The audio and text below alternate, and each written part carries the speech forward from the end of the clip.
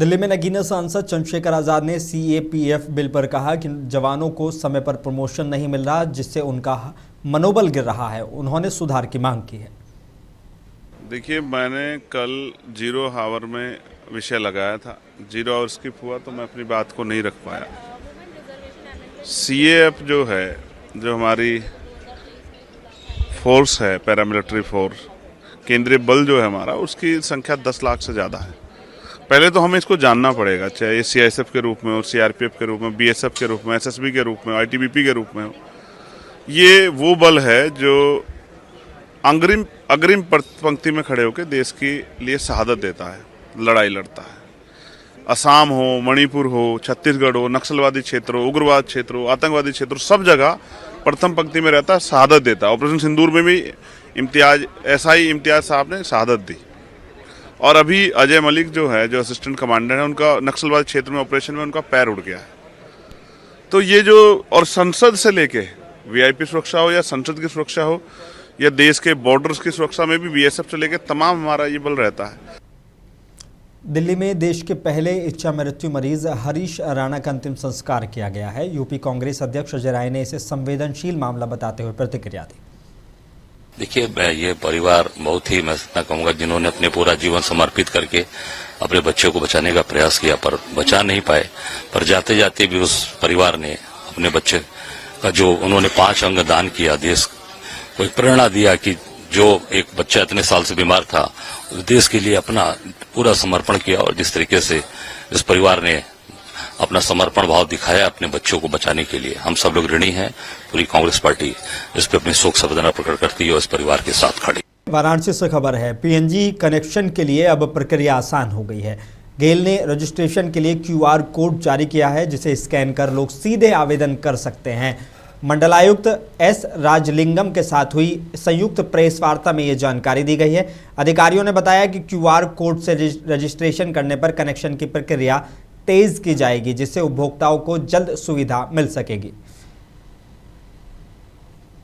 पिछले 5-6 सालों में ये इस तरह का प्रोग्रेस बनारस के लिए बहुत, बाकी सिटियों के कंपेयर में करें तो बहुत अच्छा है। पर हमारी कोशिश है कि जितनी भी डिमांड आ रही है उसको कैसे जल्दी से जल्दी मीट किया जाए पीएनजी कनेक्शन देने में, क्योंकि ये बहुत ही सहूलियत वाली चीज है। घरों में आपको सिलेंडर चेंज करने का झंझट नहीं है। ये गैस पाइप से आती है, वाल्व खोलिए, 24/7 अवेलेबल है, कोई बुकिंग का चक्कर नहीं है उसको, और कोई झंझट नहीं है। और गैस जो है वो एलपीजी से बराबर ही सस्ती पड़ती है। इसमें हमने, हमारी जो मार्केटिंग टीम है, वो नंबर आपको शेयर कर देंगे, जिसके यहाँ पे कुछ लोग ऐसे हैं जहाँ पे उन्होंने शुरू में गैस नहीं ली थी, उनको लगा था कि देखते हैं, वेट एंड वॉच टाइप के लोग भी होते हैं, तो उन्होंने देखा तो अभी सबको गैस पसंद आ रही है, तो काफी रजिस्ट्रेशन बढ़े हैं। सबसे पहले हम उन लोगों को देंगे गैस जहाँ पे पाइप डले हुए हैं और हमारी पाइप गैस पहुंची हुई है, सिर्फ वो लेने के लिए अपना जो है तैयार है, तो सिंपली उनको कनेक्ट करना है, वाल्व खोलना है या चेक करके, सेफ्टी चेक करके उनका वाल्व खोलेंगे। अयोध्या में गैस के बाद अब पेट्रोल को लेकर भी अफवाहों से अफरा तफरी का माहौल देखने को मिल रहा है। पेट्रोल पंपों पर लगी लंबी कतारें देखने को मिल रही हैं। लोग डिब्बे लेकर पेट्रोल भरवाने पहुंचे हैं। हालात को देखते हुए पुलिस तैनात की गई है। वहीं जिला पूर्ति अधिकारी ने साफ कहा है कि गैस, पेट्रोल और डीजल की कोई कमी नहीं है और लोगों से अफवाहों पर ध्यान नहीं देने की अपील की गई है, जबकि विपक्ष ने इस पर सवाल उठाए हैं। जनपद अयोध्या में पेट्रोल और डीजल के संबंध में लोगों को अवगत कराना है कि जनपद अयोध्या में पेट्रोल और डीजल का पर्याप्त स्टॉक है। पेट्रोल पंप डीलरों को कंपनी से सुगमता पूर्वक तेल मिल रहा है, कहीं कोई समस्या नहीं है। और जनता से मेरी अपील है कि वो पैनिक न हो, किसी भ्रम, किसी अफवाह के चक्कर में न पड़े। तेल पर्याप्त मात्रा में है और सभी को मिल रहा है, कहीं कोई समस्या, किसी भी प्रकार की कोई समस्या नहीं। वहीं अयोध्या में कांग्रेस नेताओं ने भी इस मामले को लेकर प्रशासन और सरकार पर बड़े सवाल खड़े किए हैं। देखिए, तो आप स्वयं जानते होंगे, गैस बुक नहीं हो रही है, बुक हो रही है तो नंबर नहीं आ रहा है, नंबर आ जा रहा है तो 10 तक सप्लाई नहीं हो रही है। तमाम रेस्टोरेंट बंद हो रहे हैं, तमाम रेस्टोरेंटों में गैस की जगह चूल्हे पर काम हो रहा है, और तमाम वो उद्योग जो गैस पर आधारित थे इधर गुजरात वगैरह में, वो सब बंद कर दिए गए और लोग मजदूर पलायन कर रहे हैं वहां से। ये सब बातें दिखाती हैं कि सरकार के दावे झूठे हैं और जनता पूरी तरह से परेशान है। नरेंद्र मोदी जी संसद में आते हैं, वो जमीनी हकीकत आम आदमी को बताने से कतरा रहे हैं।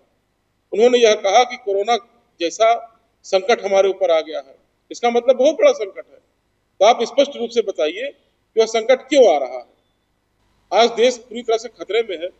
जिस तरह से मध्य पूर्व एशिया में युद्ध चल रहा है, उसका असर साफ साफ हिंदुस्तान पर है।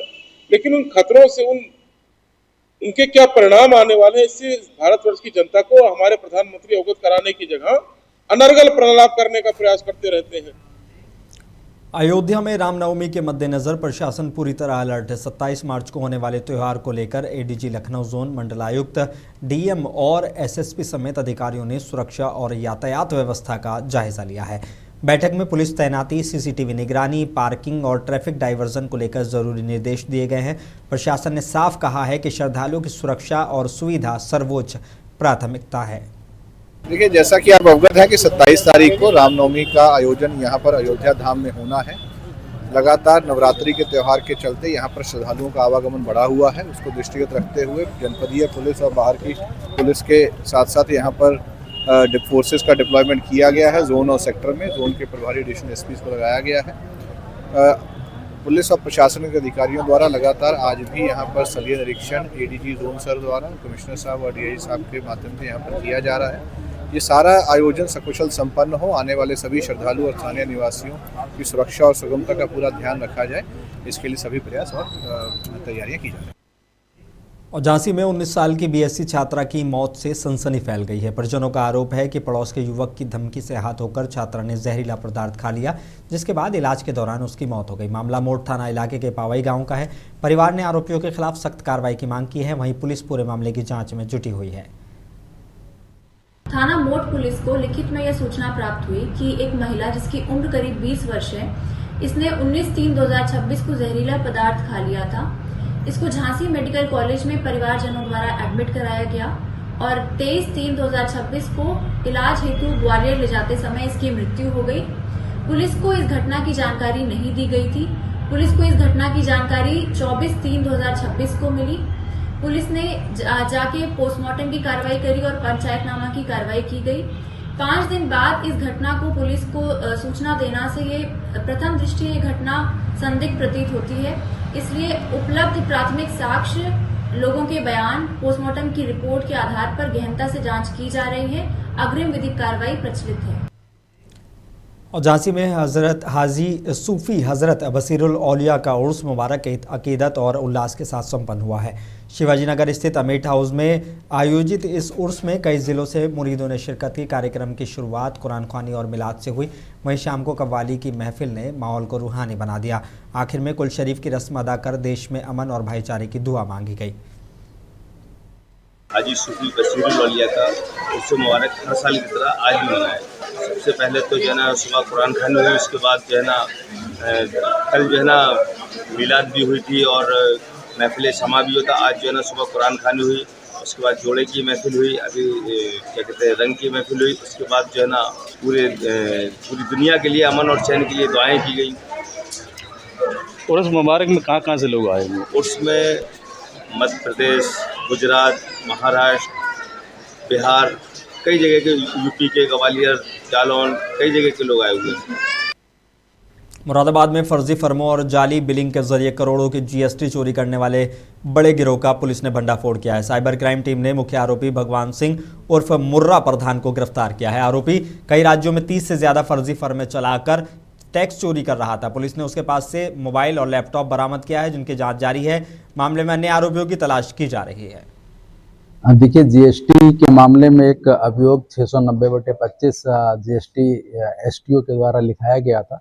इसकी इन्वेस्टिगेशन एसआईटी के माध्यम से की जा रही थी। आज इसमें एक बड़ी सफलता प्राप्त हुई है। इसमें आज 2 लोग भगवान सिंह और रविंदर ये गिरफ्तार किए गए हैं। भगवान सिंह ये कोसी कला मथुरा का रहने वाला है और ये बहुत बड़ा मास्टरमाइंड है। इसने अपने सर्वेंट जो रविंदर है उसके माध्यम। बिजनौर के कोतवाली देहात इलाके के मसूरी गांव में बुजुर्ग दंपत्ति की मौत से सनसनी फैल गई है। जिराज सिंह और उनकी पत्नी रामरती देवी के शव घर के कमरे में पड़े मिले। घटना के बाद गांव में दहशत का माहौल है और परिजनों का रो रो कर बुरा हाल है। सूचना पर पहुंची पुलिस मामले की जांच में जुटी है और मौत के कारणों का पता लगाया जा रहा है।